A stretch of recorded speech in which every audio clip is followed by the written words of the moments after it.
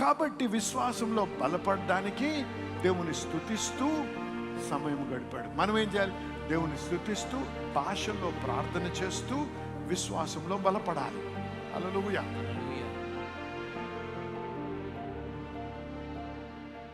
దేవుడు ఏ విధంగా పనిచేస్తాడు? ఒక వ్యక్తి, ఒక మ్యూజిషియన్, ఆయన సంఘంలో కూర్చొని ఎప్పుడు తెలుసు కదండి, అంత కార్డ్స్, ఈ నోట్స్ అన్నీ రాస్తారు మ్యూజిక్కి. రాస్తూ ఉంటే, పుస్తకాల్లో రాస్తూ ఉంటే అటు ఇటు అవుతూ ఉంటే ఆయనకు ఒక తలంపు వచ్చిందంట. అందరికీ తెలుసు స్టిక్కీ నోట్స్ అంటే తెలుసా? స్టిక్కీ నోట్స్ అంటే చిన్న చిన్న ముక్కలు తీసుకొని గోడకి అతికించుకుంటే, లేకపోతే పేపర్ టేబుల్ మీద అతికించుకుంటాం. ఆయనకి ఏం తలంపించాడంటే దేవుడు, అది రాసుకొని గోడకి అతికించుకునే తలంపించాడంట. అది ఆయన చేశాడు. ఎక్కడున్నాడు తెలుసా? అది వచ్చినప్పుడు ఆ తలంపు సంఘములో దేవుని స్తుతిస్తూ ఉన్నాడంట. ఆ తలంపు రాగానే దాని గురించి ధ్యానించి ఎవరితో కలవాలో కలిసి దేవుడు అవన్నీ చేశాడు. ఇప్పుడు ఆయన మల్టీ మిలియనేర్ అయ్యాడు. హల్లెలూయా. దేవుని ఆలయంలో ఉన్నప్పుడు, దేవుని తలంపులతో ఉన్నప్పుడు దేవుడు నీకు ఏ రకమైన ఆలోచన ఇస్తాడో నీకు తెలియదు. ఈరోజు నువ్వు పేదరికంలో ఉండొచ్చు, మరుసటి దినం నువ్వు గొప్ప ఐశ్వర్యవంతుడిగా మారగలవు. హల్లెలూయా. కానీ అది ఎప్పుడు ఆకర్షిస్తావు? ఆలోచన విధానం మారి దేవుని ఆలోచన విధానంలోకి ఏకీభవించినప్పుడు. ఎందుకంటే విశ్వాసము ఎలా కట్టబడుతుంది? వినుట వలన. ఆమేన్. ఎలాగొస్తుంది విశ్వాసం? రోమీయులకు రాసిన పత్రిక 10:17 ఏమన్నదండి? వినుట వలన విశ్వాసము కలుగుతుంది. వినుట వలన విశ్వాసమే కాదు, వినుట వలన భయం కూడా కలుగుతుంది. ఫియర్.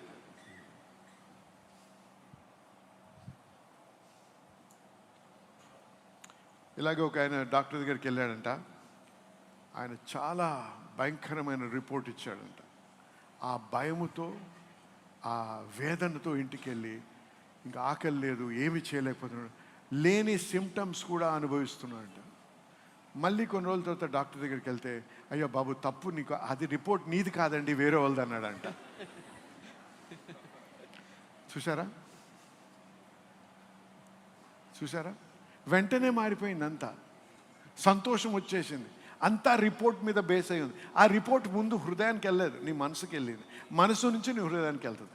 అర్థమైన రామని చెప్పండి. అర్థమవుతుంది మీ అందరికీ? అందుకే దేవుడు ఒక మాట అన్నాడు, take heed what you here. మీరు విను వాటి విషయమై జాగ్రత్త పడు. ఏం వింటున్నావు? జాగ్రత్త పడు. ఎందుకంటే నువ్వు విన్న ప్రతి మాట నీ మనసులో, నీ హృదయంలో ఒక కార్యం జరిగిస్తుంది. నీవు వినే మాటలు నిన్ను బలపరచాలి, నిన్ను విశ్వాసంలో పురికొల్పించబడాలి. నువ్వు నీ విశ్వాసంలో కట్టబడాలి, బలపడాలి, విశ్వాసంలో కట్టబడాలి. దేవుని పట్ల, దేవుని ఆలోచనతో ఏకీభవించినప్పుడు నమ్మకముతో నువ్వు ధైర్యముగా ముందుకు అడుగు వేయగలవు. ఆమేన్. హల్లెలూయా. హల్లెలూయా. హల్లెలూయా. హల్లెలూయా. ఆ రక్తస్రావ రోగంతో బాధపడుతుంది ఆ బిడ్డ. ఉన్న డబ్బంతా ఖర్చు అయిపోయింది. ఏ మనిషి లోకంలో ఎవడూ సహాయం చేయలేని స్థితిలో ఉంది. అటువంటప్పుడు ఆమె విన్నదంట. హల్లెలూయా. హల్లెలూయా. మొదటి క్రియ ఏంటండి? వినడం. ఏం చేయాలండి? అందుకే నేను ఎప్పుడు చెప్తాను, ప్రతిరోజు వాక్యం వినండి.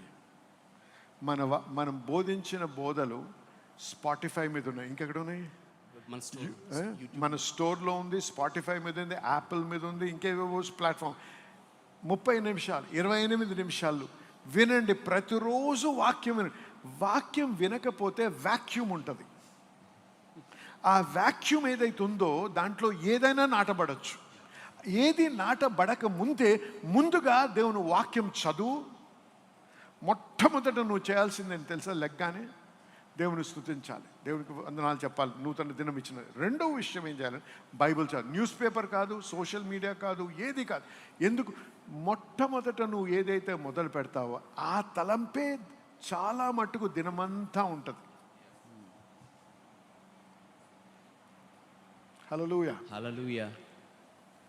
వినుట వలన ఏమైంది? ఆమెకు విశ్వాసం ముందుగా నిరీక్షణ వస్తుంది.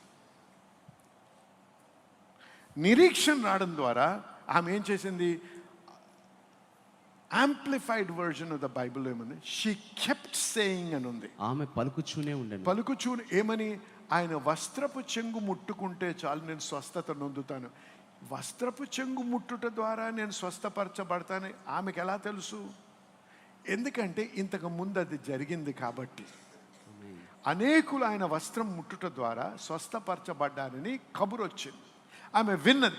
వినటం వలన ఆమె అనుకుంది, అబ్బా దేవునికి స్తోత్రం, నన్ను ఎవడు ముట్టలేడు, నేను రమ్మంటే ఎవడు రాడు, నాకు పలుకుబడి లేదు, నేను ఎవరిని అడగలేను, ఎవరు నాకు సహాయం చేయరు, నాకు డబ్బు కూడా లేదు.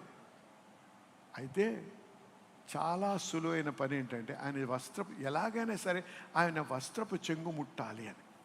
వినండి, మాట వినుట ద్వారా విశ్వాసం కలుగుతుంది. కానీ ఒక్కొక్కసారి మనకు కలిగిన విశ్వాసం సరిపోదు. అందుకే విశ్వాసంలో బలపడే వరకు అడుగు వేయకూడదు. రోమీలకు రాసిన పత్రిక 4వ అధ్యాయంలో ఏమనుందో తెలుసా? Abraham grew in faith, giving thanks to God. Abraham దేవునికి కృతజ్ఞతాస్తుతులు చెల్లించుచు దేవునికి కృతజ్ఞతాస్తుతులు చెల్లించుచు విశ్వాసమందు బలపడెను. హల్లెలూయా. వినండి, అబ్రహాము నమ్మాడా నమ్మలేదా? నమ్మాడు, కానీ ఆ విశ్వాసం సరిపోలేదు. కాబట్టి విశ్వాసంలో బలపడడానికి దేవుని స్తుతిస్తూ సమయం గడిపాడు. మనం ఏం చేయాలి? దేవుని స్తుతిస్తూ భాషల్లో ప్రార్థన చేస్తూ విశ్వాసంలో బలపడాలి. హల్లెలూయా. హల్లెలూయా. నేను ఒకసారి ఒక ఉదాహరణ ఇచ్చాను. ఎలాగంటే అనేక సార్లు ఏమనుకుంటామంటే విశ్వాసం రాగానే ఒక రకమైన స్పర్ట్ ఆఫ్ ఫెయిత్ వస్తుంది, ఒక రకమైన అకస్మాత్తుగా వచ్చినట్టు విశ్వాసం ఉంటుంది. దాని మీద అడిగేయగానే ఏమవుతాం? మునిగిపోతాం. ఒక్కోసారి కొద్ది కాలం ఉంటాం. ఏమవుతాం అంటే పేతురు వలె నీటి మీద అడుగేశాడు, నడుస్తున్నాడు, కానీ ఆయన విశ్వాసం ఇంకా స్థిరమైనటువంటిది లేదు. కాబట్టి అటు ఇటు చూడడం ద్వారా, పరిస్థితుల్ని గమనించడం ద్వారా దేవుని మీద ఉండాల్సినటువంటి ధ్యానము పక్కకు తిరగగానే మునిగాడు. అలా కాకుండా ఉండాలంటే బలపరుచుకోవాలి మనం. ఒక ఉదాహరణ ఇచ్చాను. ఇక్కడ ఎవరైనా గ్యాలం వేశారండి, చేపలు పెట్టారు, గ్యాలం వేసి చేయి చూపినా ఏం సిగ్గుపడేది అవసరం లేదు. నాకు చాలా ఇష్టం, నేను వెళ్తాను ఇప్పుడు కూడా. చేయి ఊపండి ఎవరు చేశారో. గ్యాలంతో చేపలు పట్టిన వారికి ఒకటి తెలుసు, దానికి ఏముంటుంది? ఎర ఉంటుంది కింద. అంతేకాకుండా దాన్ని బెండ్ అంటాం మేము, దాన్ని ఏమంటారు? నీటి మీద ఫ్లోట్ అవుతుంటుంది అది. ఎప్పుడైతే గ్యాలం వేస్తామో చేప వచ్చి అది దాన్ని ముట్టుకున్నట్టు చేయగానే బెండ్ అనేది ఏదైతే నీటి మీద ఫ్లోట్ అవుతుంటుందో, తేలుతుంటుందో, అది కదలడం మొదలవుతుంది. అంటే దాని ఏంటంట? వచ్చింది చేప అని. ఆ సంతోషాన్ని నువ్వు లాగామనుకో, చేప ఉండదు అక్కడ, ఎర్ర తప్ప. అప్పుడు ఏం చేయాలి? ఇంకా పేషెన్స్ అవసరం, ఇక్కడ సహనం అవసరం. ఆగాలి. వచ్చింది కానీ ఆగాలి. ఆగినప్పుడు ఏమవుద్ది? ఒకసారి లోపలికి వెళ్ళి బయటకు వస్తుంటుంది అది, ఆ బెండ్ అనేది. ఆగాలి. ఇంకా కొద్దిగా ఆగితే ఏమవుతుందంటే అది లోపలికి వెళ్ళి బయటికి రాదు. అప్పుడు లాగా ఉంటే నీ చేప పడుతుంది. దీనికి అంతా సమయం కావాలి. ఏం చేస్తున్నావు?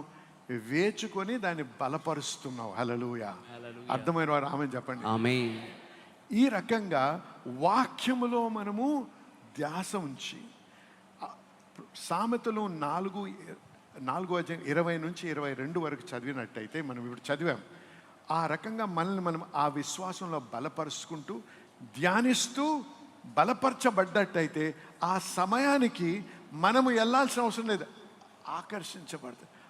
ఎప్పుడైతే ఆమె విశ్వాసం బలపరచబడ్డదో యేసు ప్రభు ఆ గ్రామానికి ఆకర్షించబడ్డాడు. హల్లెలూయా. ఆమె యేసు ప్రభు దగ్గరికి వెళ్ళలేదు, యేసు ప్రభువే ఆమె గ్రామానికి వచ్చాడు. ఆమేన్. ఆ సమయము, ఆ ఆపర్చునిటీ, అవకాశము నీ దగ్గరికి తన్నుకుంటూ వస్తుంది. అప్పుడు నీ విశ్వాసం బలపడి ఉంది కాబట్టి నువ్వు అడుగేస్తావు, ఎవరిని అడగవు. ఎవరి సహాయం లేకుండానే ఆమె అడిగేసి ముందుకెళ్ళింది. అప్పుడు ఏమైంది? అద్భుతాన్ని అనుభవించింది. అర్థమైన వారు ఆమేన్ చెప్పండి.